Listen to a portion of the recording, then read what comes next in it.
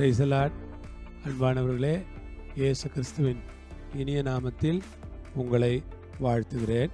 அப்போஸ்தலனாகிய பவுல் தீமோத்தேயுவுக்கு எழுதின 2வது நிருபம் 2வது அதிகாரம் 8வது வசனம். தாவீதின் சந்ததியில் பிறந்த இயேசு கிறிஸ்து என் சுவிசேஷத்தின்படியே மரித்தோரிலிருந்து எழுப்பப்பட்டவர் என்று நினைத்துக்கொள். தாவீதின் சந்ததியில் பிறந்த இயேசு கிறிஸ்து. இயேசு கிறிஸ்து தாவீதின் சந்ததியில் பிறந்தார் என்று இவர் இந்த இடத்துல ஸ்பெசிஃபிக்காக சொல்கிறாரு. ஏன் சொல்கிறாருன்னா, அவர் முதல்ல அவர் மனசில் அவர் ஒரு மனுஷனாக பிறந்தார் அப்படின்னு சொல்கிறார். ரெண்டாவது அவர் மனசில் அவர் ஒரு யூதனாக பிறந்தார், யூத குடும்பத்தில் ஒரு யூதனாக பிறந்தார். மூணாவது அவர் ஒரு ராஜரீக குடும்பத்தில் பிறந்தார். நாலாவது தேவனுக்கு ஒரு பிரியமான தாவீது குடும்பத்தில் அவர் பிறந்தார். பாருங்க, மனுஷனா பிறந்தார், யூதனா பிறந்தார், ஒரு ராஜரீக குடும்பத்தில் பிறந்தார், தேவனுக்கு பிரியமான ஒரு குடும்பத்தில் அவர் பிறந்தார். தாவீதின் சந்ததியில் பிறந்த இயேசு கிறிஸ்து. இயேசு கிறிஸ்து தாவீதின் சந்ததியில் வந்து பிறக்கிறார். ஆண்டவருக்கு ஸ்தோத்திரம். அவர் எங்கே பிறந்தார்? பெத்லகேமிலே பிறந்தார். மாட்டு தொழுவத்திலே பிறந்தார். பிள்ளையை துணிகளிலே சுற்றி முன்னணையிலே கிடத்தி வைத்திருந்தார்கள் என்று வேதத்தில் நாம் வாசிக்கிறோம். அப்படிப்பட்ட ஒரு சூழல்லே இயேசு பிறந்தார். என் சுவிசேஷத்தின்படியே கர்த்தருக்கு ஸ்தோத்திரம். என் சுவிசேஷத்தின் படியே, இயேசு கிறிஸ்துவனுடைய சுவிசேஷத்தின்படி. பவுல் சொல்றார் என் சுவிசேஷத்தின்படியே. இதுவரை பவுலை பொறுத்த வரைக்கும் அது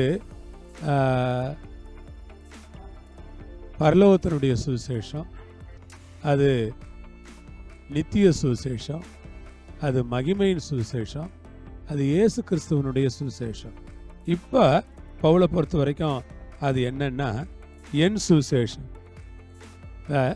அந்த ஓனர்ஷிப் எடுத்துக்கொள்கிறார். சுவிசேஷம் யாருது? என்னது தான்ப்பா, என்னுடைய சுவிசேஷம் தான் அது. கர்த்தருடைய பரிசுத்த நாமம் மையப்படுவதாக. இந்த சுவிசேஷம் ரொம்ப பெருசு, ரொம்ப விலை மதிப்பு இல்லாதது. இந்த சுவிசேஷத்தை பற்றி பைபிள் என்ன சொல்லுது? என்னுடைய சுவிசேஷம்னு பவுல் சொல்கிறார். இயேசு கிறிஸ்து தாவீதின் சந்ததியில் பிறந்தார். அவர் கொண்டு வந்த சுவிசேஷம் பவுலுக்கு எப்படி அவருடைய சுவிசேஷமோ. அப்போ சுவிசேஷம் அறிவிக்கிற வேலை இயேசு கிறிஸ்து கொடுத்த வேலைன்னு நினைக்கல. அவர் சுவிசேஷம் அறிவிக்கிற வேலை எனக்கு கொடுக்கப்பட்டிருக்கிற வேலைன்னு நினைக்கல. சுவிசேஷம் அறிவிப்பது தான் என்னுடைய வேலை, ஏன்னா அது என்னுடைய சுவிசேஷம்.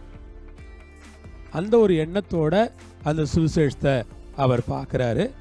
ஆகவே அவர் என் சுவிசேஷத்தின்படியே மரித்தோரிலிருந்து எழுப்பப்பட்டவர் என்று நினைத்துக்கொள்.